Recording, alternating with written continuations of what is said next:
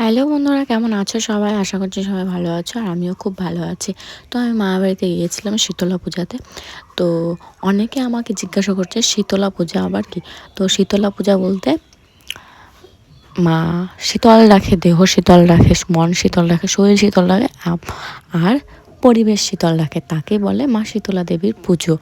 তো আমি মাসি মা বলেছি, সরি, আমি আমি বারবার ভুলে যাচ্ছি, আমি দিদা মাসি মামা বলতে বলতে মামা হয়ে যায়। তো তিনজনে যাচ্ছি পুজো করতে।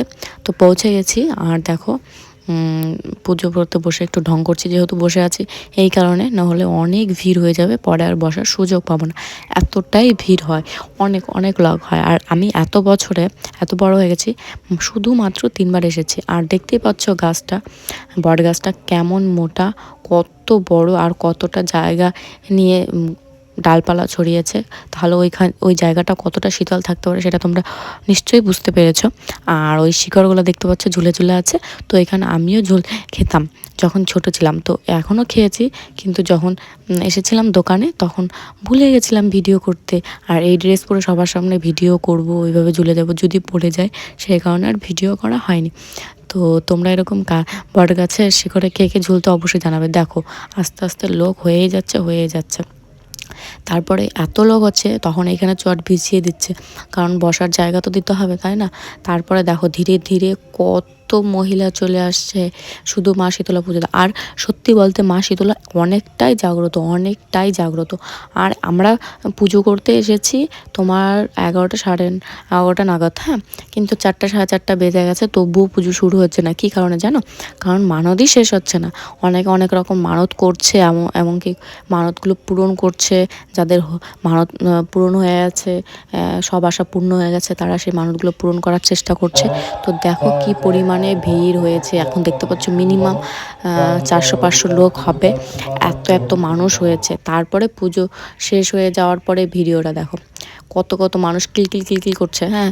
আর আমার কিন্তু ভীষণ ভালো লাগে এই পূজাটা। তো আমি এই বছর গিয়েছি, চেষ্টাও করবো যাতে সামনের বছরও যেতে পারি। তো তোমাদের কোথায় কারা কারা শীতলা পূজা করে, তোমাদের এখানে পুজো হয় কিনা অবশ্যই জানাবে। তারপরে আমি পুজো করার পর একটু আইসক্রিম খাচ্ছিলাম, যেহেতু সারাদিন কিছু খাওয়া হয়নি। তো আইসক্রিম খাওয়ার পরে একটু ভিডিও করতে এসেছিলাম। তো আমার দ্বারা হবে না আর ভিডিও, যেহেতু আমার খুব লজ্জা লাগে, যেহেতু আমি পাবলিক প্লেসে ভিডিও খুব একটা করি না, সেই কারণে লজ্জা লাগছে। আর মামাকে আমি বলছি ভিডিওটা বন্ধ কর। মামা বলছে ভালো আসছে, ভিডিও কর। তো বলছে সুন্দর আসছে, আমি বলছি আমি পারবো না। তো অন্য সাইডে আবার ভিডিও করতে গিয়ে দেখি মুখটা কালো আসছে, তো একটু পেছনের ইটা ভালো ছিল না, ব্যাকগ্রাউন্ডটা, সেই জন্য আর করিনি। তো আমরা পুজো টুজো করে এখন বাড়ি ফিরে যাচ্ছি।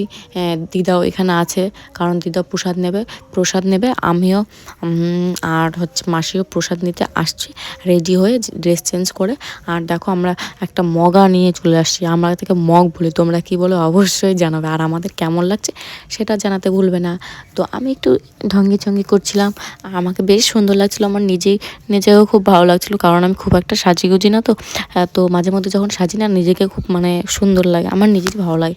আর এই হচ্ছে তোমার ফাইনালি প্রসাদ। আর এই প্রসাদ নেওয়ার জন্য হাজার মানুষ, ভাবো, প্রত্যেকে বাটি এটা সেটা দিচ্ছে, বলছে শুধু এই প্রসাদটা খাওয়া। আর এই প্রসাদটা হচ্ছে তোমার ডাব দিয়ে তৈরি হয়। আর দেখো ডাবের কত, এই পুজোটা ডাব দিয়ে তৈরি হয়, ঠিক আছে?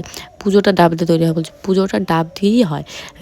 যদি ডাব না হয় খুব একটা পুজোটা জমজমাট হয় না। তো প্রসাদটা খাচ্ছি, আর আমি মাসি বলছি, মাসি এটা প্রসাদ না অমৃত, সত্যি প্রসাদটা অসাধারণ। তো তোমার কাছে ভিডিওটা কেমন লাগে জানো অবশ্যই কমেন্টে।